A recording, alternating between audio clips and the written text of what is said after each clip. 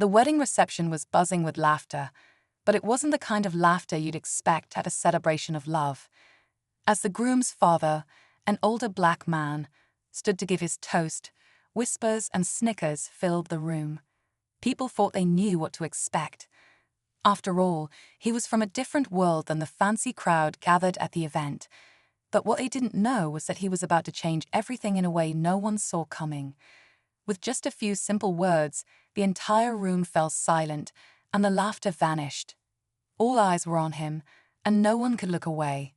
In that moment, the groom's father wasn't just the dad of the man getting married.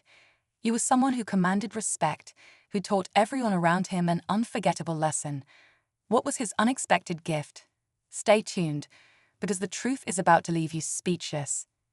The groom, a young man named Marcus, had always been proud of his roots, but he knew his father's presence at the wedding would be complicated. His dad, Raymond, had grown up in a rough neighborhood and had spent years working hard to leave that life behind.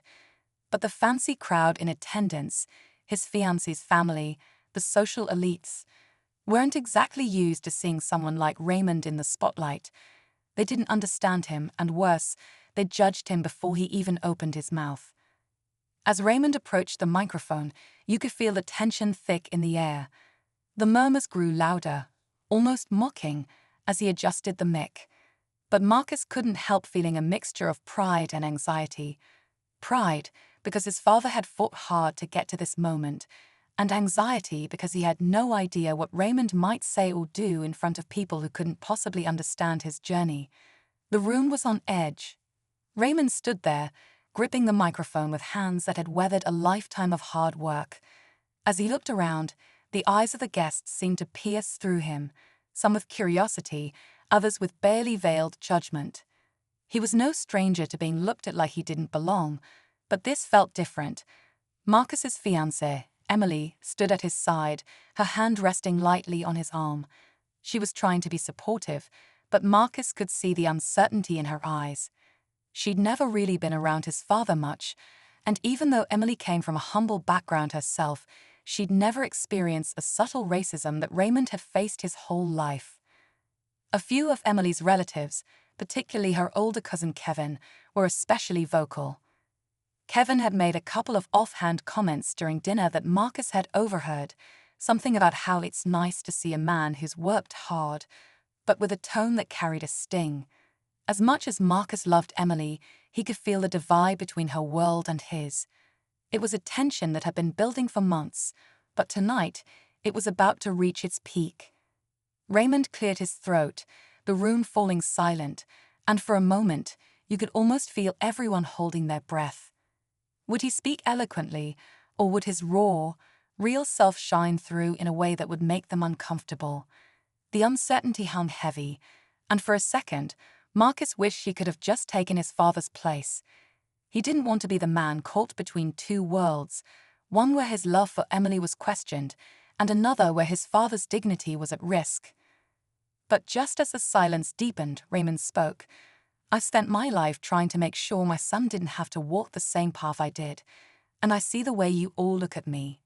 His voice was steady, but there was a hint of something deeper, something that made everyone in the room lean in closer. "But it's not your judgment that matters, it's Marcus's." Raymond paused for a moment, letting his words hang in the air.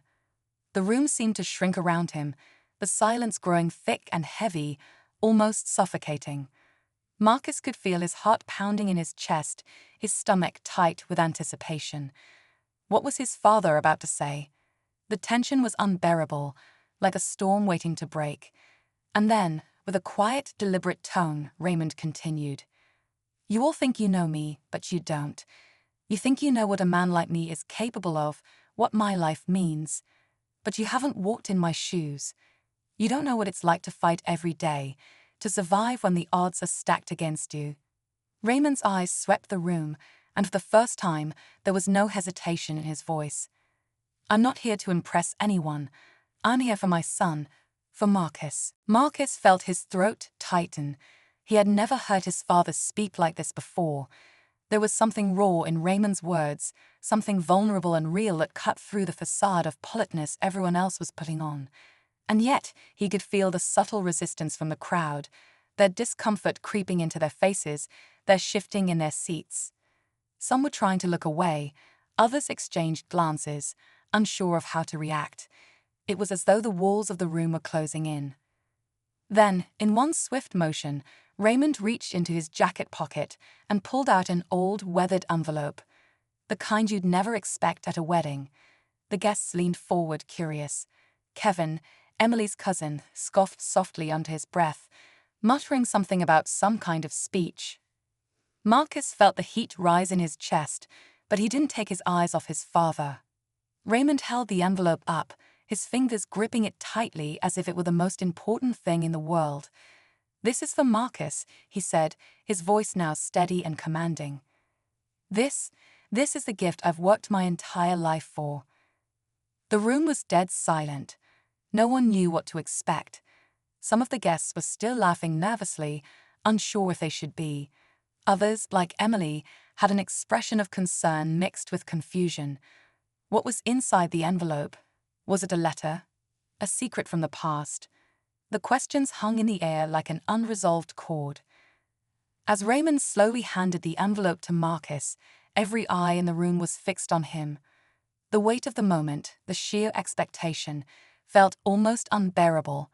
Marcus hesitated for only a moment, the anticipation building in him like a wave about to crash.